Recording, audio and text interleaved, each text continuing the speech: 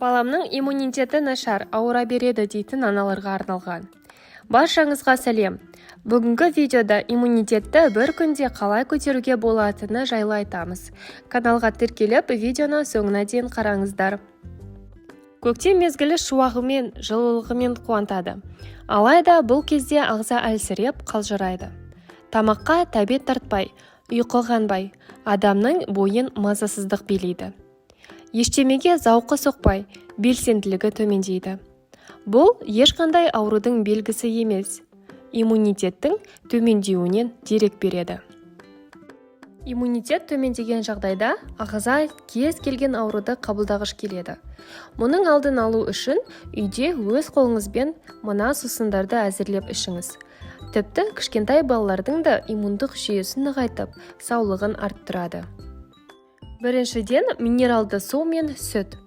Жарты стакан сүтті жылытасыз, оған жарты стакан боржоми минералды суын араластырып ішесіз. Егер емдік қасиеттерін арттырғыңыз келсе, 10 грамм сары май қосуға болады. Емдік сусынды жылы күйінде ішу керек.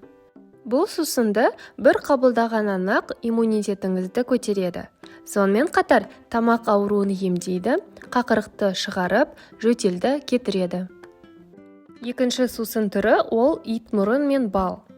2 ас қасық ұнтақталған итмұрынды 1 стакан ыстық су құйылған термосқа саласыз. Итмұрын тұнбасы жылыған кезде татымына қарай бал қосып ішуге болады. Емді жүргізгеннен соң ауыз қуысын міндетті түрде таза сумен шаю керек. Әйтпесе, тұнбаның құрамындағы аскорбин қышқылы тіс эмалін зақымдайды. Итмұрын қайнатпасы бойыңызға күш-қуат береді, ағзаны әлдендіріп, сергектік сыйлайды. Бастысы, иммунитетіңізді көтереді. Келесі сусын ол лимонад. Бұл дәмді сусынды 3 түрлі жеміспен әзірлейміз. Бізге керегі апельсин, лимон және грейпфрут. Таңдап алған жемісті жақсылап жуып, қабығынан тазартамыз. Сосын шырын сыққыштың көмегімен шырынын аламыз. Бәрін бір ыдысқа құйып, татымына қарай қан қосуға болады. Дайын болған шырынды жылы күйінде күніне 3 рет қабылдайсыз. Емді тамақтан соң жүргізу керек. Бұл лимонад иммунитетті көтереді, күйзелістен арылтады, әрі суық тигізуден сақтайды. Келесі сусын түрі бал мен лимон. 4 дана лимонды жылы сумен жуасыз. 2 дана лимонның қабығын ұсақ үкіштен өткізесіз.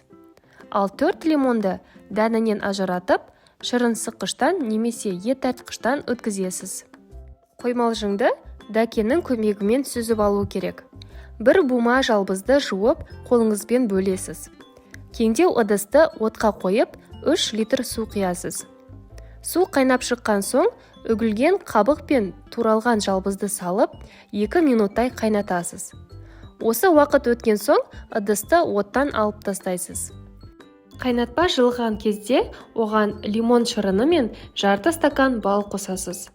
Емдік сусын салқындаған кезде қақпағы мықтап жабылатын шыны ыдысқа құйып, тоңазытқышқа қойыңыз.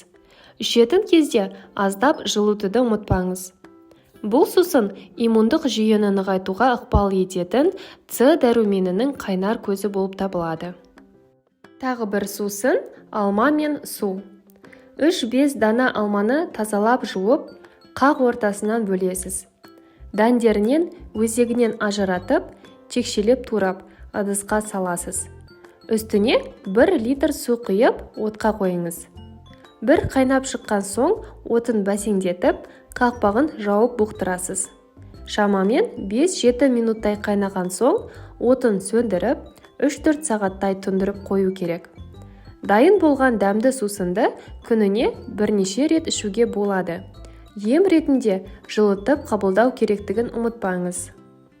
Ескерту: халық емін қолданбас бұрын міндетті түрде дәрігермен кеңесіп алыңыз.